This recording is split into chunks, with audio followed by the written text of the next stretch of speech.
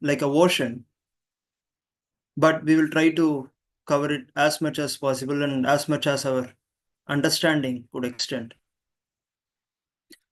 And let me also introduce myself. Myself, I am Arul.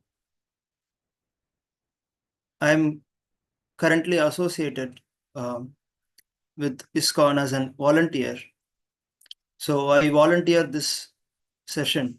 I and myself and Kranti, who is also in the call right now, we both of us will be handling these 20 sessions. So we'll be dividing basically these 20 sessions, and myself, I'll be taking 10 sessions and he'll be taking 10 sessions alternatively. So let me also just give quickly my background. So I have done my bachelor's from NIT Calicut, and during that time I was interested in the knowledge of Gita and Shastras, and I was very curious person. Especially I want to understand as a scientifically interested person what is everything and what is the point of everything. So I had these questions, deeper questions, which many people have tried to answer. Many philosophers, scientists, they have tried to answer these questions from various perspectives. So I was philosophically inclined during my college days as an engineer, and after that I started learning the principles, philosophies, somewhat in greater depth. And I started learning about Gita and various philosophies, not just the philosophy of Gita, and also I was interested in Vivekananda philosophies and so on. But I was more interested in understanding it from the scientific perspective. So later, as my understanding kept growing, I finished my bachelor's and I started preparing for my master's, and I went to IIT Kanpur to do my master's in aerospace engineering. And while my technical journey was going on, I was also in parallel continuing my journey in the spiritual knowledge, trying to acquire more of the spiritual knowledge from the authentic sources. And currently I am working in a company called Collins Aerospace as a aerospace engineer. But still I would like to volunteer and discuss this philosophy, take this philosophy of Bhagavad Gita to many people, so that just like how I got benefited from the knowledge of Gita, I want to also share this knowledge so that everyone else can also get benefited from this wonderful knowledge of Gita. And my association with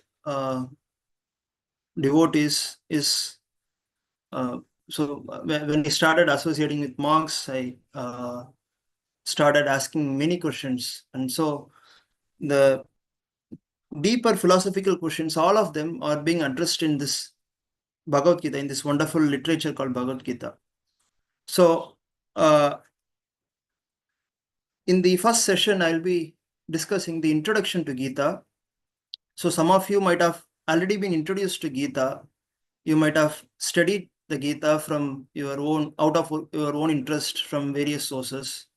So I would also like to keep this session interactive, so that if you want to say something, comment something, or ask something, you can interrupt and you can ask, or you can even post the questions in the chat box, so that at an appropriate point, I'll try to answer them.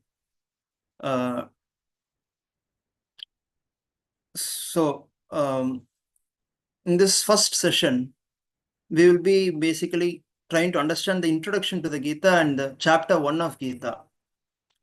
So while giving introduction to the Gita, I will also try to explain the overall contents in the Gita in a nutshell, so that you can decide whether to continue the sessions, whether it will be of your interest or not.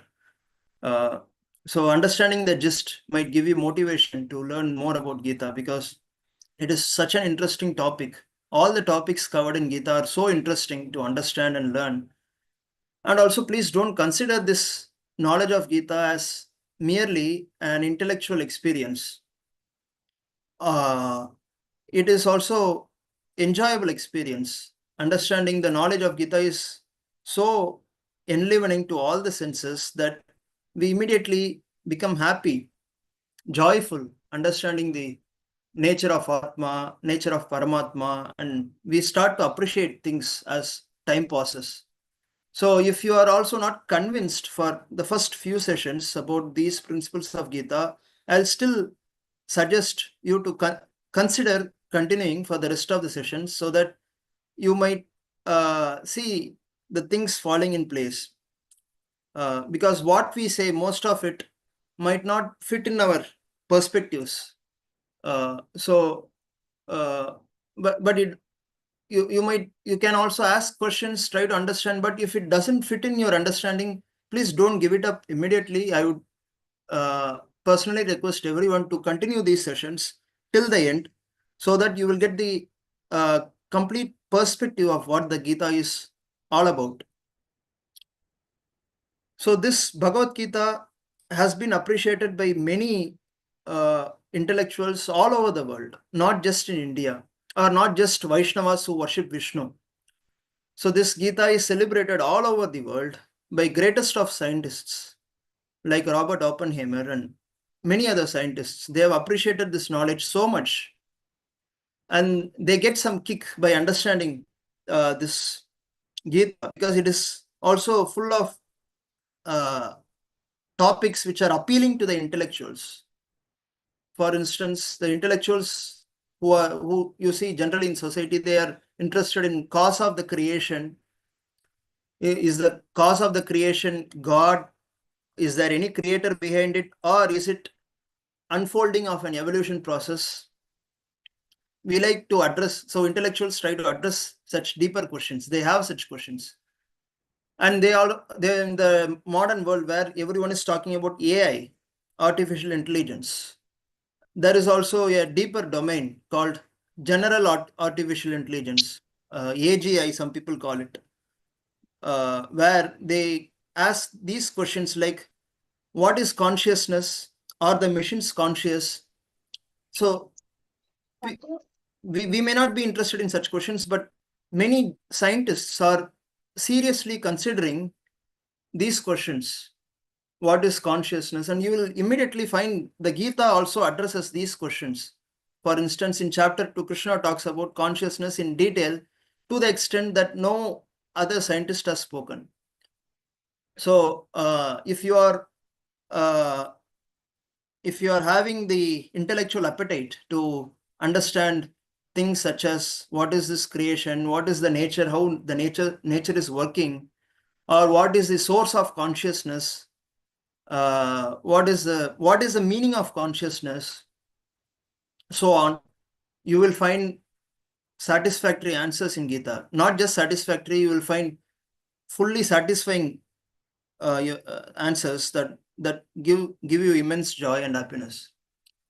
And also, some people are interested in management. They also try to understand Gita from the management perspective. They also want to gain some skills, managerial skills, leadership qualities. So some people try to understand Gita from the managerial perspectives. So that is also appreciated. If you want to understand Gita from the management perspective, you will again be satisfied by understanding this Gita. So on.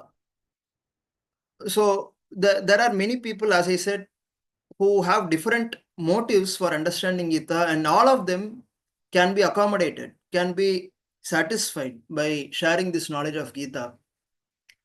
And some people want liberation. So some are interested in mukti. We have often heard of this term called mukti. What is mukti? You will understand Gita. You will understand from Gita. What is mukti, what is atma, and so on. So if you have that interest to understand what is mukti or how to attain the mukti, what are the processes that will lead to the liberation from this material entanglement, that is going to be perfectly explained by Gita. So just I'm trying to inspire you or persuade you to try to understand Gita from different perspectives. But there are different saints, acharyas, who have written commentaries on Gita. You take any sampradayam, whether it is sampradayam of Adi Shankara who propagated Advaitam, or it is Ramanujacharya who propagated Visishtatvaitam, or Madhvacharya. All of these great rishis and acharyas have written voluminous commentaries on this Bhagavad Gita. And these commentaries are so wonderful that they try to unpack the meanings of Gita, because if we try to read Gita shloka on our own, it is so puzzling and we may not understand. So with the help of these authorized commentaries, when we try to approach Gita, the meaning of the Gita can be, the meaning of the shlokas in the Gita can be unpacked, and we can then access the original meaning of the Gita. So it is with the same purpose that Srila Prabhupada of ISKCON has written his commentary, which is given the name Bhagavad Gita as it is. So in the Bhagavad Gita as it is, Prabhupada writes commentary to Gita, which is very authentic, which is coming in the line of Sampradaya. So any commentaries coming in the line of authorized Sampradayas will give the meaning of Gita in its true sense. So from that perspective, we will be discussing the Gita in its true sense. So we are not trying to adulterate or mix some meaning out of our own whim or interest. Because I like this, because I like to read Gita shloka in this way, I'll explain, no, I won't be doing such mistake, such grave mistake. So I'll be discussing the meanings of the Gita in a way I understood from great acharyas like Prabhupada, Ramanujacharya, and so on. So I can assure you that I won't pollute the meanings of the Gita from the polluted consciousness that I have. So whatever we discuss, it will be based on the opinions of the great rishis and acharyas. And so you can be assured that these 20 sessions, approximately these 20 sessions, you will be gaining the knowledge of the great rishis and acharyas. And so those are really going to benefit everyone who are going to attend these sessions. So let me quickly first let me just give some introduction to Gita, and then we'll start discussing about the first chapter of Gita. So these 20 sessions that I mentioned will be happening in the weekends, Friday and Saturday, and typically from 7 p.m. to 8:30 p.m. or 8 p.m. So we start at 7 p.m. and we may go on up to 8:30 p.m. sometimes, depending on the chapter size and the depth of the chapter, so on. So we are just starting. So in the introduction to Gita, so how did we get Gita in the first place? So Gita is part of Mahabharata, as we all know, which is a huge text written by a great rishi called Vyasadeva. So this great rishi, Vyasadeva, has compiled the Shastras like Vedas. So he compiled all the 4 Vedas, which are huge texts. Then he wrote Puranas like Bhagavata Purana, Vishnu Purana, and so on. Then he wrote Itihasas like Mahabharatam, Ramayana. So Mahabharatam and Ramayana was written by Valmiki. So the 2 Itihasas, Mahabharata and Ramayana, are written by great rishis, Vyasadeva and Valmiki. So why did he write so many literatures? What is the purpose of his writing so many literatures?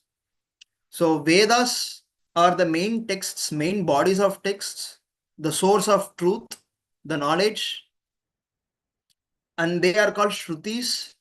Shruti means something that is heard by a disciple, and the disciple hears the knowledge from his guru, who is a great rishi, and he assimilates the knowledge. Then he passes down the knowledge to his disciple, and so on. So the knowledge coming in this way is Shruti. Those are Vedas. Those are coming from God. So Vedas are therefore called Apaurashaya. It is not written by any Purusha, any human. So the source of the Vedas is God, and that is coming from God, and it is being passed down from one rishi to the other rishi and to the other rishi and so on. So this is called Shruti. Then we have Smritis. Smritis are the works by great rishis. For example, Mahabharata is Smriti. So Smritis are written by, and then we have also got many other Smritis like Yajnavalkya Smriti. Each rishi might have done some work and he might have presented. Those are Smritis. So these Smritis should be in line with the principles of Shruti. So Smritis like Puranas, Itihasas, these are all called Smritis, but they must be aligned with the principles of Vedas. So therefore, Mahabharata, which is written by Vyasadeva, is also authentic text, which is written and based on the Vedas, based on the principles of Vedas. So the Vedas themselves are huge, and it is very difficult to understand Vedas. Therefore, Vyasadeva simplified it and presented it in the form of Puranas. And the incidents mentioned in the Puranas or Itihasas are fact. But through those incidents, we can understand the same Vedic principles that are otherwise very difficult to understand on their own. So in Mahabharata, we have this Bhishma Parva, and in the Bhishma Parva, we have the 18 chapters where we find Bhagavad Gita. So let me just share the screen.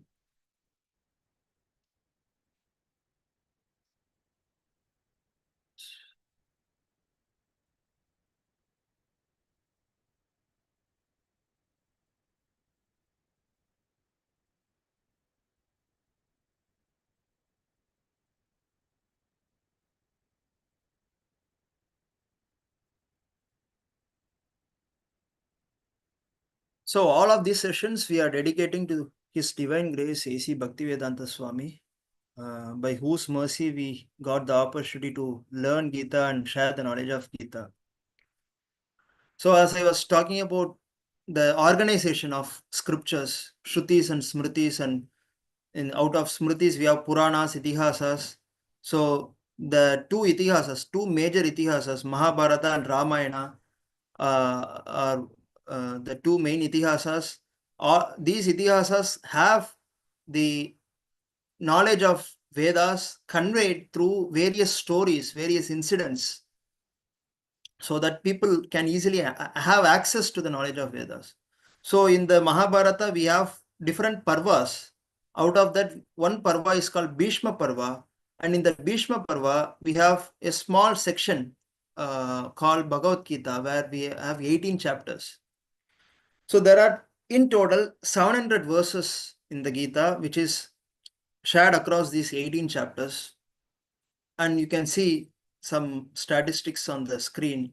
Lord Krishna spoke some 82% of Gita. 574 verses of Gita are spoken by Krishna, and 84 verses of Gita are spoken by Arjuna. So these are in the form of questions or disagreements or so on, or praising the glories of the Lord and so on. And Dhritarashtra begins the Gita. So the first verse of the Gita is spoken by Dhritarashtra, and we all know Dhritarashtra. Who is Dhritarashtra? So he is the brother of Pandu. So Pandu, we know, was the father of Pandavas, 5 brothers. So brother of Pandu was Dhritarashtra, and Dhritarashtra's sons were Kauravas. So this Mahabharata is basically the war fought between Kauravas and Pandavas. I think most of us know, all of us know about such information. So Sanjaya is the secretary of Dhritarashtra. So Dhritarashtra was blind since birth, so he was not able to see anything, but he was interested in knowing what was happening in the battlefield. So Sanjaya, who was secretary of Dhritarashtra, was empowered with this vision by which she could see what was happening in the distant place.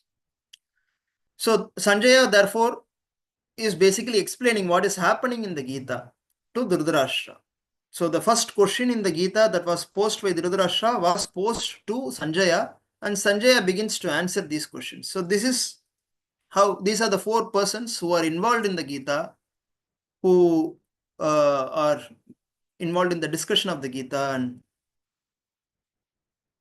so I don't want to jump into the first chapter of Gita, but just I will try to give the gist of the Gita. What is this Gita speaking about?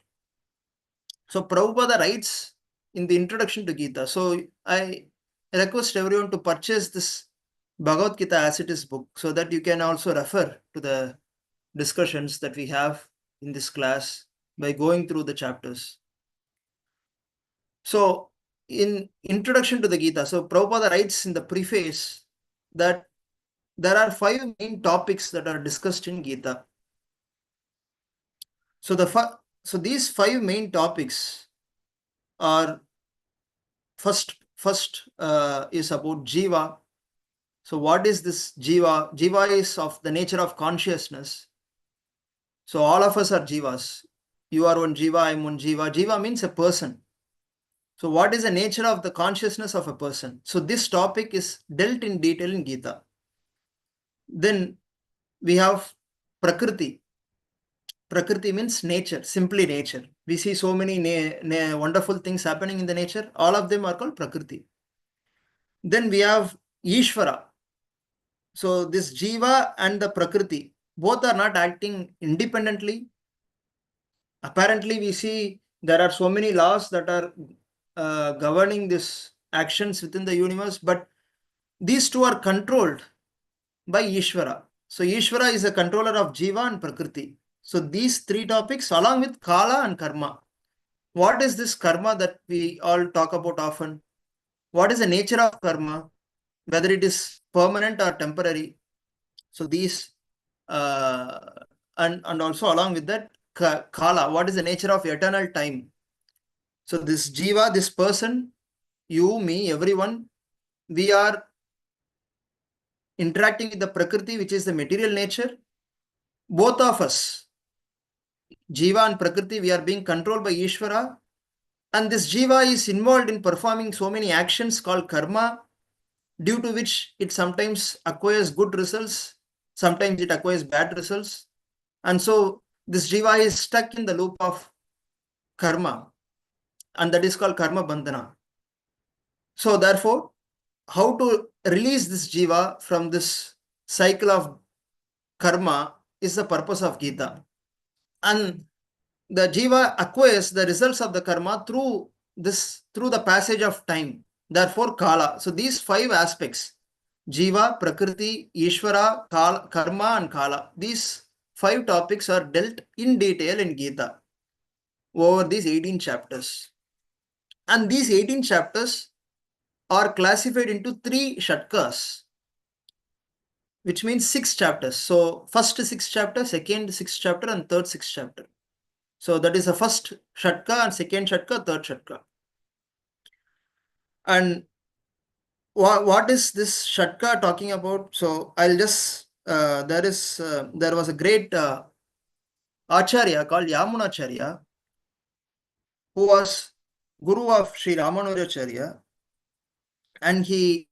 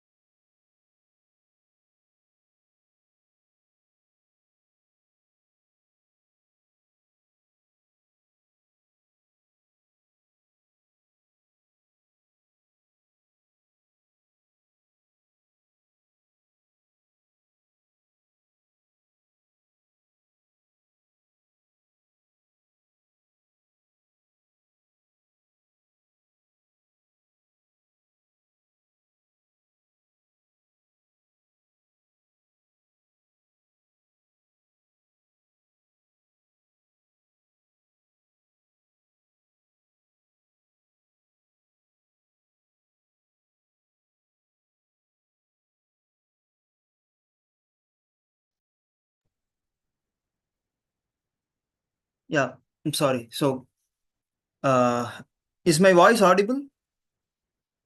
Yes, Prabhu. Okay, sorry. So, I don't know what happened. So, please let me know if there is any issue. So, as I was explaining, this Gita is organized into 3 shatkas, and Yamunacharya presents the summary of the 3 shatkas. So, the first shatka, which is the first 6 chapters of Gita, the summary of that is Jnana Karmatmike Nishte Yoga Lakshe Susamskrite Atmanubhuti Siddhyarte Purva Shatkena Chodite. So, Jnana Karmatmike, the Karma and Jnana, and these 2 yogas, Karma Yoga and Jnana Yoga, are discussed in the first 6 chapters. And what is the purpose of this? Yoga Lakshya. So, the Lakshya, the purpose of these 2 parts, 2 different parts, Jnana Yoga and Karma Yoga, is Atmanubhuti Siddhyarte, the self-realization, the knowledge of the self. Chodite Purva Shatkena, Purva Shatkam, that is the first Shatka, is talking about these 2 different paths for liberation, Jnana Yoga and Karma Yoga, and perfecting in these 2 yoga, these 2 paths leads to the realization of Atma, the self. So that is the summary of the first 6 chapters of the Gita. And the second 6 chapters of the Gita is talking about the most important path, which is called Bhakti Yoga. Madhyame Bhagavad Tattva Yatatmaya Avapti Siddhaye. Madhyame, the second shatka, is talking about Bhakti Yoga Jnana Karma Abhinirvitaya. So it is talking about Bhakti Yoga, which is born from perfecting the Karma Yoga and Jnana Yoga. So the pure devotion is attained by after many years, many lives and practice. So Bhakti Yoga is very rare. Therefore, here Yamunacharya says that this Bhakti Yoga is attained after many janmas, obtained by a fortunate soul who has perfected in both Karma Yoga and Jnana Yoga. Jnana Karma Abhinirvatayaha Bhagavad Tattva Yatatmaya Avapti Siddhaye. So in the first 6 chapter, we get the realization of the Atma. In the second 6 chapters, Swami says Bhagavad Tattva. So the knowledge of God can be obtained. Bhagavad Tattva Yatatmaya Avapti Siddhaye. Siddhi means perfection. So after realizing what is the nature of Atma by practicing Karma Yoga and Jnana Yoga, one enters into the Bhakti Yoga, and by practice of Bhakti Yoga, one gets the knowledge of Bhagavan, Bhagavad Tattva Yatatmaya, Prakirtitaha. And that is not vaguely told. Swami says it is Prakirtitaha, which means it is established by Krishna, established very strongly by Krishna in the second 6 chapters. And in the third shatka, Swami says, Jnana Karmatmike Nishte Pradhana Purusha Vyakta Sarveshvara Vibechanam. So the difference between Pradhana, that is the ingredients of the universe. So what we see is called manifested universe, that is called Prakriti.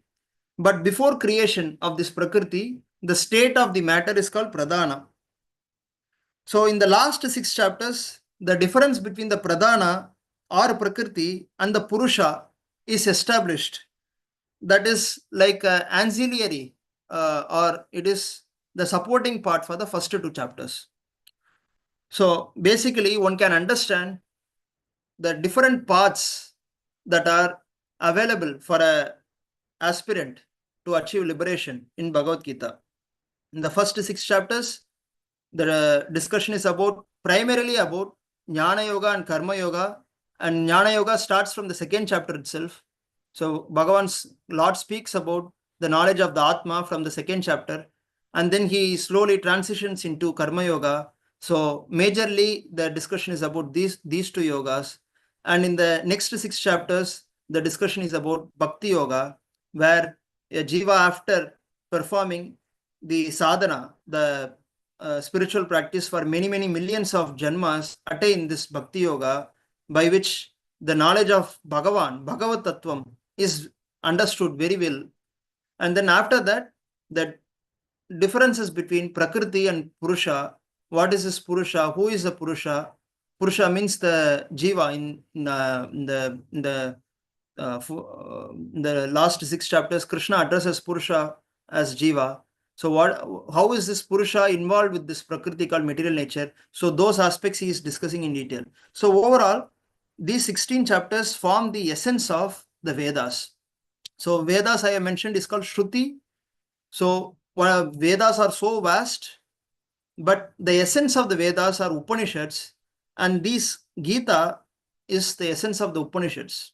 So Adi Shankara says that Krishna is milking. So there is a big cow called Upanishads, and Krishna is milking the cow, and the essence that is coming from milking the cow, that is the milk, is the Gita, and the calf that drinks the milk is Arjuna. So Adi Shankara says so in the Gita Mahatmyam.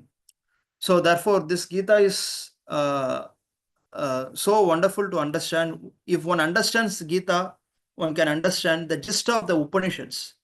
Therefore, it is called Gita Upanishad. So Upanishads themselves are so difficult to understand because philosophically they are so tough to understand. But this Gita and understanding Gita will give the essence of all the Upanishads. So therefore, it is so important to at least understand this Gita, because Gita is a very small book compared to Vedas or Upanishads. So therefore, and also as Indians, we must try to understand what is mentioned in our scriptures, like Gita, so on. So there are so many scriptures. We may not have time to go through all those scriptures, but if there is one essential scripture that we should all understand, then that is Bhagavad Gita. So let us start the discussion on the first chapter of Gita. We have seen the summary of all the 3 shatkas, first 6 chapters, second 6 chapters, and the third 6 chapters, and the 5 aspects that are discussed in Gita. Those 5 aspects are Jiva, Prakriti, Ishvara, Karma, and Kala. Now, that is just the gist. So we have to jump into Gita to understand what is it all about. So let's quickly go through the first chapter. So the context in which the Gita was born, I think all of us are aware. There were 2 brothers, 2 Pandavas and Kauravas, and they had to get into a battle which is so ghastly, so horrible, that led to deaths of so many soldiers. So therefore, it is called Mahabharata. So Kauravas, they were trying to eliminate Pandavas from the very beginning, and Dhritarashtra was supporting these acts of Kauravas. So Duryodhana was planning to finish off all the 5 brothers of all the 5 Pandavas, so that only Kauravas will be ruling as rulers in the future. And therefore, they organized so many plans to send these Kauravas. Pandavas, I'm sorry. So the Pandavas were sent to forest, and they were also deprived of their kingdom. Pandava's wife Draupadi was insulted, and at last Krishna himself goes as messenger to Kauravas to ask for just 5 villages for Pandavas to rule, because Kshatriyas have to rule. Their occupation is ruling. So if the Pandavas were deprived of their right to rule, then they will have to beg and live. So therefore, they at least need 5 villages, which also was denied by Duryodhana. So therefore, after trying out all the means to avoid the war, and because there was no other option, this war was to be fought. So now everything is ready for fighting. And at the moment of the war, Arjuna sees that he had to fight his own kinsmen, his own friends, his own brothers, own teacher. So he had to fight Dronacharya, who only made Arjuna as an expert archer. He had to fight his own grandfather, who was Bhishma, who was taking care of Pandavas so well. And all the 100 Kauravas, though they are so bad, though they always try to kill Pandavas, at that time, Arjuna forgot all that and he was ready to forgive them. So he saw them as brothers. So therefore, he thought there was no reason to fight for him. And so, in that perplexed condition, he starts to present some arguments to avoid fighting the war. So, this first chapter is about Arjuna's lamentations and Arjuna's arguments as to why he should not fight the war. So, in the first verse,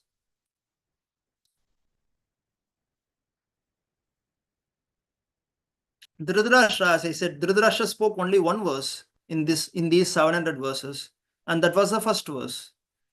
So Dhritarashtra asks this question: Dharmakshetre Kurukshetre Samaveda Yuyutsavaha Mamaka Pandavaschaiva Kim Akurvata Sanjaya. So he is asking this question to Sanjaya. So Sanjaya was with Dhritarashtra in Delhi, Hastinapuram, and war was happening in Kurukshetra. But Sanjaya had this special ability to see what was happening in the distant place, Kurukshetra, from Delhi. That was because of Vyasadeva. Due to the blessings of Vyasadeva, he could see what was happening at far distant place from within the palace.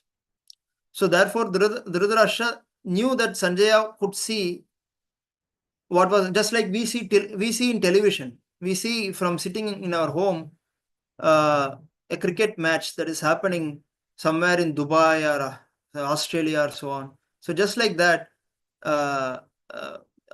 here the only difference is that it was due to Yoga Siddhi. So due to the blessings of Vyasadeva, he got that ability. Whereas we in our modern age, we have developed the technology to do the same. So therefore, he is asking this question: Dharmakshetre Kurukshetre. So my son Kauravas and Pandu's sons Pandavas assembled in the Dharmakshetra called Kurukshetra with a desire to fight. So then, Mamaka Pandava Shaiva Kim Akurvata Sanjaya, what did they do after assembling in the Kurukshetra field? There was no need to ask this question about what they were planning to do, because it was already decided that the war was to be fought.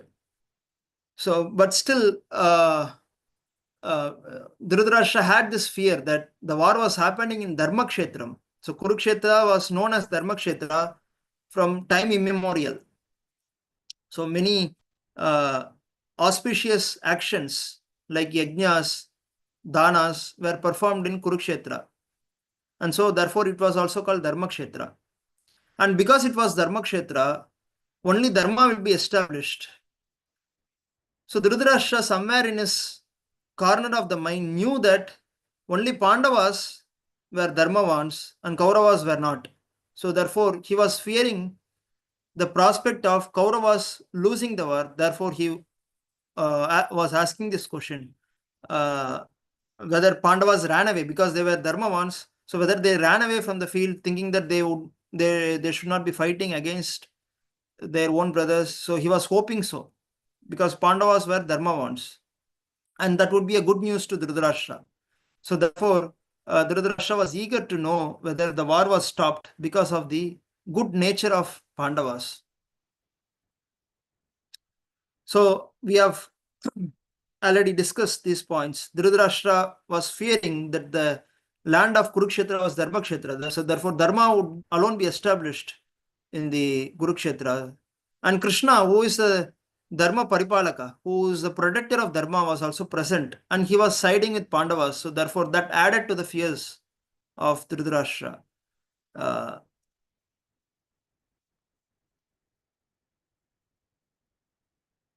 And also, it is important to see that he was addressing his sons as Mamakaha, and Pandava's sons, he is addressing them differently. So therefore, he was not willing to see Pandavas as his own sons. He should have seen, because it was his own brother's sons. Pandu was the younger brother of Dhritarashtra. Therefore, younger brother's sons should be as good as one son, but he was not willing to consider Pandavas as his sons. So therefore, he was having this discrimination. Even from the first verse, we can see.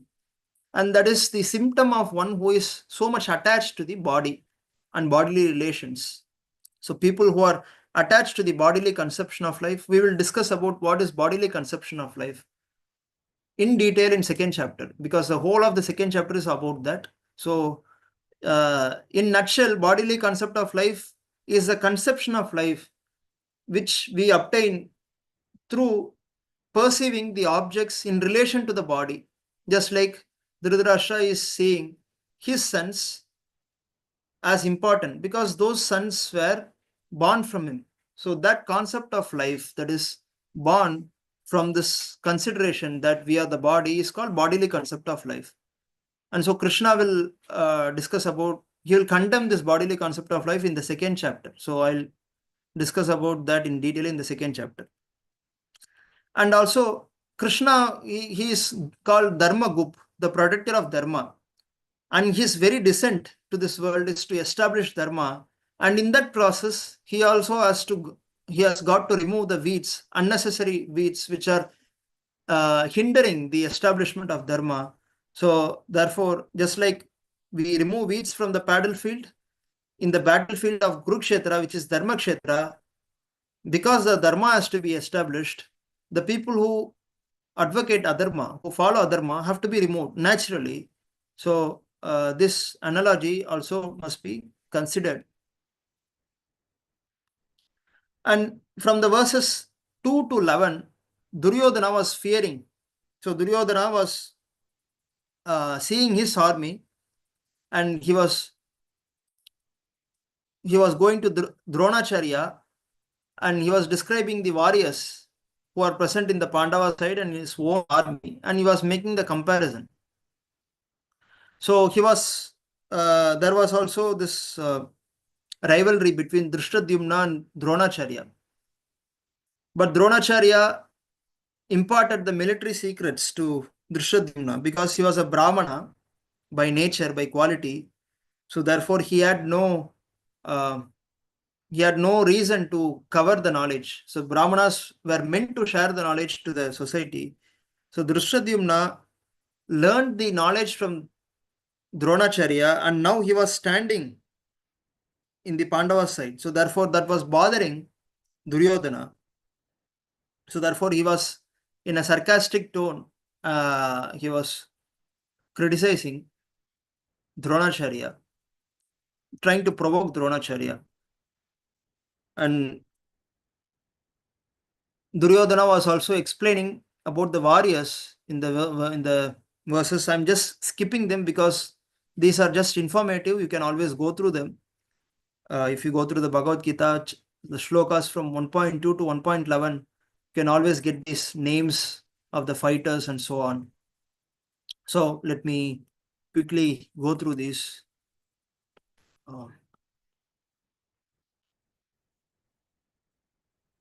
Now, from the shlokas 1.12 to 1.20, let me go through them because they are interesting. So Bhishma, so the war was, how we know that the war has begun? So both the parties, Kauravas and Pandavas, they will be blowing the conch shell. That signals that the war has begun. So the descriptions of various conch shells of various people are given in Bhagavad Gita. So Bhishma, who was the commander-in-chief of Kauravas, first started blowing his conch shell.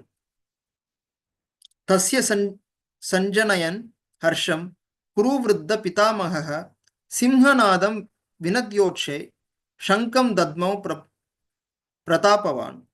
So Bhishma, grandfather of all the fighters, both Kauravas and Pandavas, blew his conch shell, and his conch shell was sounding like the roar of a lion. It is mentioned Simhanadam vinadyoche shankam dadmau pratapavan. And because of the roar of a lion, because of his conch shell producing the sound similar to that of a roar of a lion, Duryodhana was so joyful. So that gave him the confidence. And then after the conch shells, the trumpets, the drums, horns, all these were to be sounded, because that was the tradition to signal each party that the war has begun. And so from the side of Pandavas, Krishna and Arjuna, they also started sounding their conch shells. And it is mentioned that their conch shells are Divya Shankau Pradat Matuhu. So the conch shells of Krishna and Arjuna are addressed as Divya Shankau, which means those conch shells are unlike other conch shells that were present in the battlefield. So when these conch shells were sounded, it threatened the Duryodhana was not just Duryodhana, the whole of Kauravas, they were threatened. They felt so fearful hearing the conch shells of the Pandavas. So Panchajanyam Rishikesho Devadattam Dhananjayaha Poundram Dadmau Mahashankam Bhimakarma Vrukodaraha. So the conch shells of Krishna and others are named. Let me just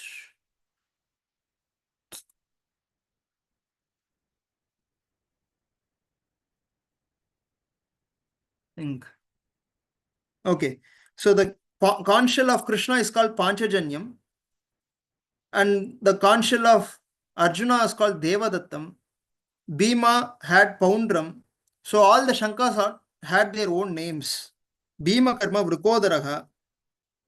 So when all the Pandavas, they started sounding their conch shell, respective conch shells, it was so producing fears in the minds of Kauravas. And King Yudhishthira, he also blew his conch shell. King Yudhishthira, the son of Kunti, blew his conch shell, and it is Ananta Vijayam. So Yudhishthira's conch shell is Ananta Vijayam. Nakula and Sahadeva, they also sounded their conch shells, Sugosha and Manipushpaka. And the Kashi Raja, Shikandi, great fighter Shikandi, Drishtadyumna, Virata, and the Satyaki, Drupada, and the sons, Drupada, father of Draupadi, and the sons of Draupadi, and all the others, Abhimanyu, all of them started blowing their respective conch shells. So the blowing of these different conch shells became uproarious and thus vibrating both in the sky and on the earth. It shattered the hearts of Dhritarashtra. So when it was mentioned that Kauravas were sounding their conch shell, Pandavas were not at all fearful.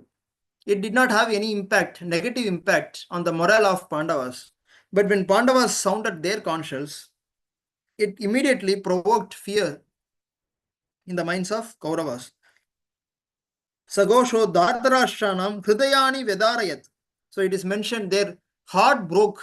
Hridayani Vedarayat, shattered. Their hearts were shattered hearing the sounds of conch shells of Pandavas.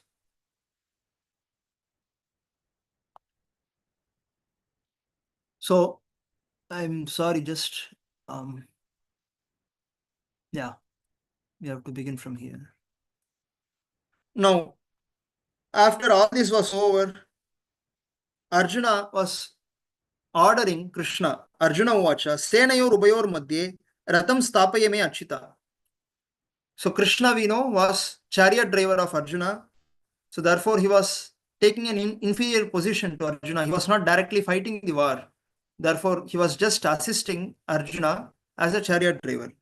And because he was a chariot driver, he could be ordered by Arjuna. So therefore, he is ordering Senayor Ubayor Madhye.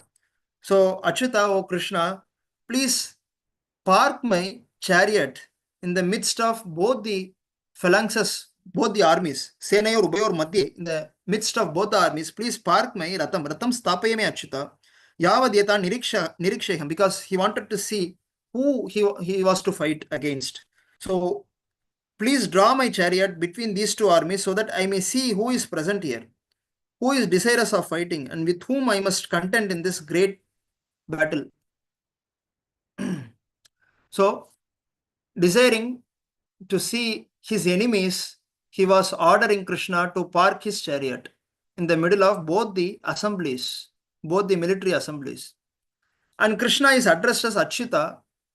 So, Chuta means Shavana. There was one rishi called Shavana because he fell down from the womb. So, Chuta means to fall. Achyuta means someone who doesn't fall or someone who doesn't give his quality. So Krishna, he is always affectionate towards his devotees. He never gives up attachment towards his devotees. So therefore, he is called Achyuta from that perspective here. And Krishna also, there was no reason for Krishna to accept the position of a charioteer because that was an inferior position. But because of his love towards his devotees like Pandavas, he was willing, he was eager to accept the inferior position of chariot driver because he takes pleasure in pleasing his devotees, in serving his devotees. But in whether he is chariot driver, whether he is a king or whether he is just a cowherd boy herding some cows or playing some flute, the Krishna's position never changes, and so his supremacy, it cannot be rivaled in whatever position he takes. So therefore, his supremacy cannot be challenged in any situation. So Krishna therefore obeys the order of uh, Arjuna, and he parks the chariot. Evam mukto Rishikesho Gudakeshena Bharata Senayor Ubayor Madhye Stapayitva Ratottamam. So he therefore takes the Ratham in the midst of both the armies. And so in the presence of Bhishma, Drona, and all the other chieftains, the Lord said, "Just behold, Partha, all the Kurus who are assembled here." So Krishna shows the Kauravas side, and he says, "Look at everyone who you are going to fight against." So, and as soon as he saw, he was not willing to fight. So his heart was perplexed. He did not want to fight the war because of his soft nature. Arjuna saw the army of Kauravas who were present in the war field, in the battlefield to fight against Pandavas. But that war was not at all liked by Arjuna. And so, therefore, he was placing various arguments in the first chapter as to why he would not be willing to fight. And Pandavas, because they were naturally bhaktas, devotees, followers of dharmas, they were not interested in unnecessary fights. But because Duryodhana was obstinate, Duryodhana was not willing to give Pandavas their share of villages, so therefore this war was to be fought. So the Krishna tried all the means to peacefully settle, to avoid the war, but because it couldn't be avoided, this war was to be fought. And so therefore, Arjuna, being a great saint, was not willing to fight the war. So he says in the verses 26 and 27, Tatra Pashyat. So in the midst of the battlefield, Tatra, in that position, Apashyat, he could see Sthitan Partha Pitrinata Pitamahan Acharyan Matulan Bratran Putran Pautran Shakim Stata Swasuran Suhrudas Shaiva Senayor Ubayor Api. So he could see Pitrun, the fathers, or the personalities who are in the position of a father, in the personalities who are in the position of Pitamaha, the great grandfathers, and the Acharyan, the great teachers, and Matulan, uncles, maternal uncles, and Bratran, brothers, Putran, his own sons. So the sons of Kauravas were as good as his sons. So Putran, Pautran, grandsons, Sakin, friends. So all those Kauravas, they used to play with Pandavas in their childhood. So therefore, they were also friends in that sense. Sakin, Tata Shwashuran, father-in-laws, Suhrudaha, well-wishers. So Bhishma, though he was on the side of Kauravas, he was the best well-wisher of Pandavas. He was always caring for Pandavas. Even when he was about to die on his deathbed, he was instructing Yudhishthira on various dharmas, and he was there. He was actually happy to see Pandavas winning. So therefore, he was a well-wisher, though he was on the side of Kauravas. Suhradaha, well-wishers. Senayo Ubayo Api. So including everyone he saw. And as soon as he saw them, he was overwhelmed. Arjuna Uvacha.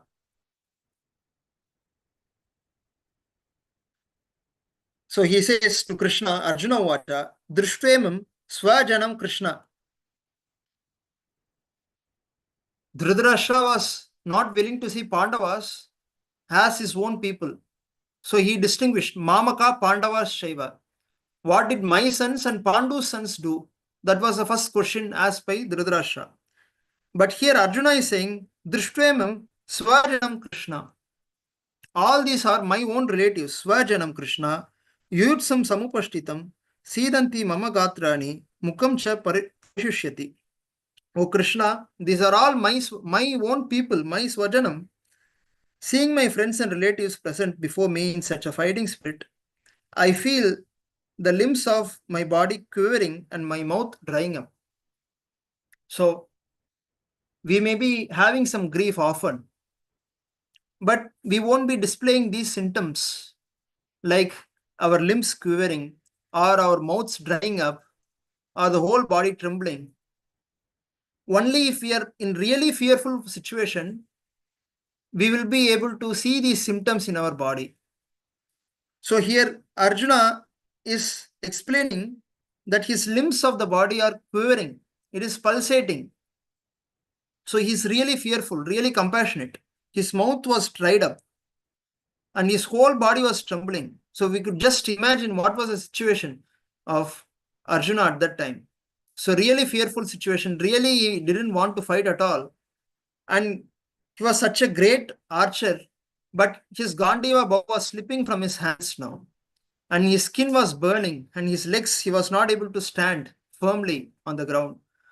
So he was therefore totally overwhelmed seeing the Kauravas. And he was saying that I am forgetting myself and my mind is reeling. So he was explaining all of his symptoms to Krishna. So he is speaking to Krishna now. Arjuna Vacha, he is speaking to Krishna because here the conversation, whenever Arjuna speaks, he is speaking to Krishna alone because only these two are nearby.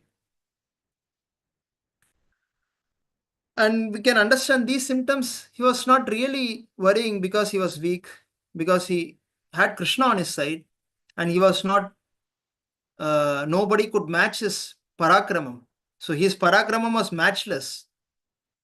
The way, the dexterity by which he could fight the war, it was matchless. But still, he was not willing to fight because of his compassionate nature. And he therefore, so we perform any action only if we see there is some enjoyment from that action. So Arjuna now feels that even if he wins the war, there is no point. Why there is no point? Because even if he wins the war, he wouldn't be enjoying with his brothers. All his brothers would be gone. So therefore, there is no enjoyment that he can have from winning the war. So he was not interested, therefore, in fighting, because even if he wins the war, he was seeing that he couldn't enjoy, because the main motivation behind any action is some enjoyment. We see cricket matches because we derive some pleasure from that. We go to movies because we derive some pleasures from that. So people do various things for having some pleasure. Ultimately, it boils down to this point, that Whatever we do for having some enjoyment from pleasure. So therefore, if by fighting the war, he is only increasing the grief, then there is no point in fighting the war. So therefore, he was willing to go to a secluded forest and live there. So naturally, if he is not willing to fight the war, he wouldn't be winning the war. So then what is his position? He would not have anything to rule over. So he was therefore willing to go to a forest and lead a life of ascetic, a sannyasi. And Arjuna is also saying in the verses in the first chapter that he was not ready to fight the war even in the exchange of three worlds. So Krishna would say, if you enjoy this kingdom, you can enjoy thoroughly. Don't say like that. So Arjuna is replying to that. Oh Krishna, you are talking about this earthly kingdom. But even if I am given the whole three worlds, the whole universe to enjoy, I wouldn't be interested in fighting this war. So therefore, he was not just not interested in ruling the kingdom. He was not interested in even winning the three worlds for fighting the war. Because ultimately, we need to have relatives and friends to enjoy and to share our enjoyment and so on. If there is none, then there is no point in winning the war. There is no point in winning the earthly kingdom or even the three worlds. So that was his first argument to Krishna to not fight the war.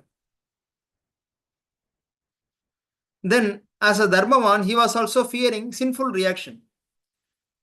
Because as a Kshatriya, when he fights the war, he would invariably be killing many soldiers, and that would lead to mass killings. So he was therefore not willing to accrue or get the result of papam by performing the sin, by killing these so-called enemies. But Shastras say there are 6 kinds of aggressors who can be killed, and that is permitted according to Shastras, Dharma Shastras. So Dharma Shastras say that there are 6 kinds of aggressor. One who gives poison, he is an aggressor. One who sets fire to the house, or one who attacks with a deadly weapon, or one who plunders riches, or one who occupies another person's land, or one who kidnaps another person's wives.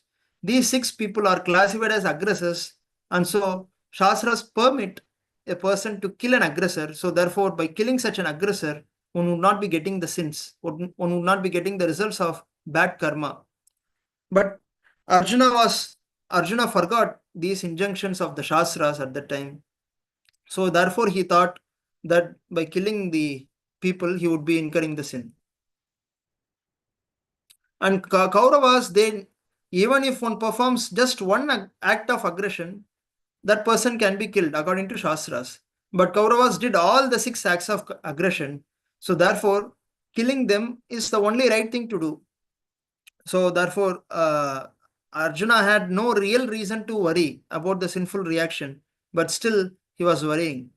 This is the symptom of a dharmavan. So one who is moral person, he always thinks whether this is a good thing to do or bad thing to do, or whether people will get affected or not. These are all the symptoms of a principled person, a moral person. So Arjuna obviously is very strongly grounded on moral principles. So therefore, he was not willing to kill anyone in fear of accruing the sin.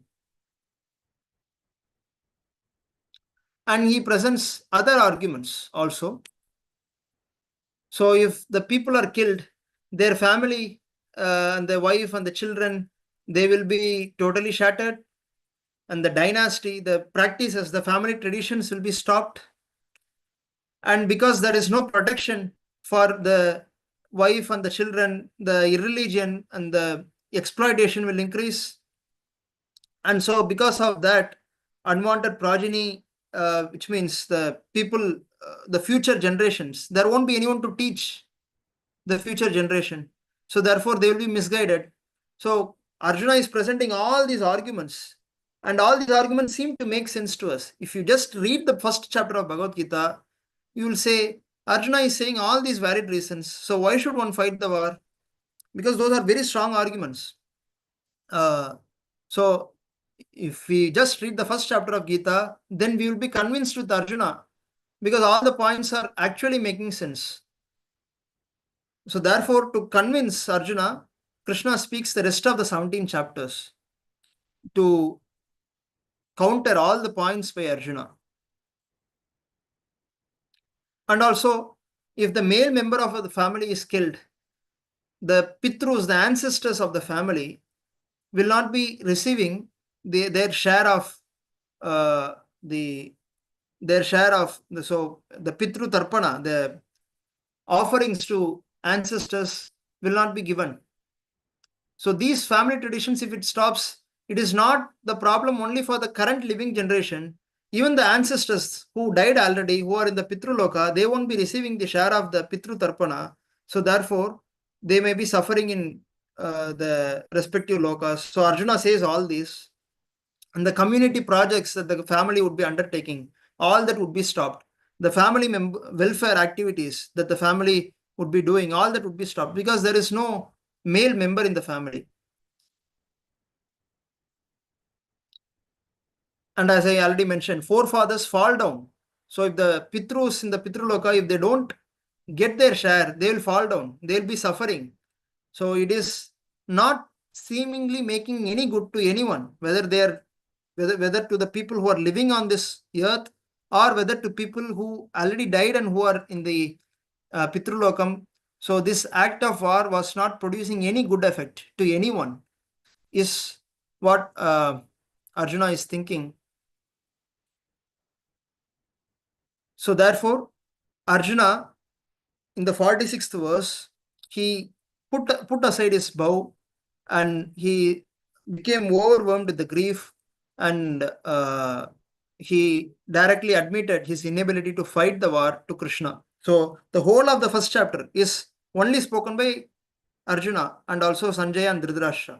So Krishna doesn't speak anywhere in the first chapter. Even in the second chapter, the first 10 or 11 verses were spoken only by Arjuna. So the actual Bhagavad Gita starts from the second chapter, 11th verse. So first chapter just contains various arguments by Arjuna. So the first argument was, he said, there is no point in winning the war because I cannot enjoy this war. Even if you give me the whole universe, I won't be interested in winning the war. That was the first argument. The second argument was, by fighting this war, I'll be gathering or incurring the sinful reactions for which I have to suffer. So therefore, there is no point in fighting the war. The third reason was, if the male member of the family is killed, then the female member and the children in the family, they'll be left without any support, and so therefore their family traditions might stop, and the Pitrus in the Pitruloka, they will be suffering for want of the Pitru offerings.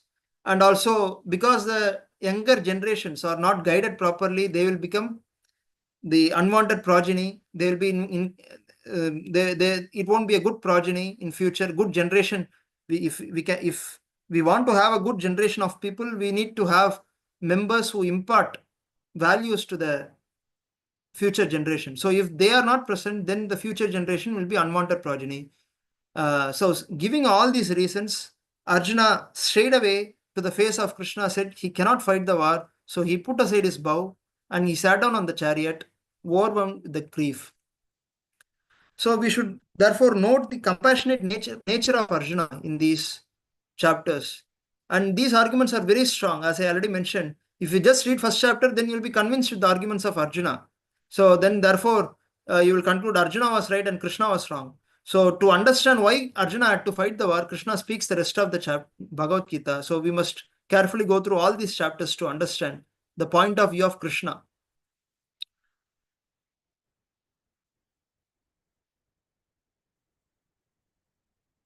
So these are some of the interesting aspects in the Gita, first chapter. So you can just go through them. If you want, you can take the screenshot of this. So let's end the first chapter for today. Okay. So these are few notes that if you want, you can take you will also be provided with these PDFs. So So I'll end the discussion for today. Right now, if you want to ask anything, you can ask. You can unmute and ask. Otherwise, we'll end for the day. And as I said, we will try to have 2 sessions a week, Friday and Saturday. From both the days, we will be having from 7 p.m. and it may go on up to 8:15 or 8:20, sometimes 8:30. But we'll try to wind up by 8 p.m.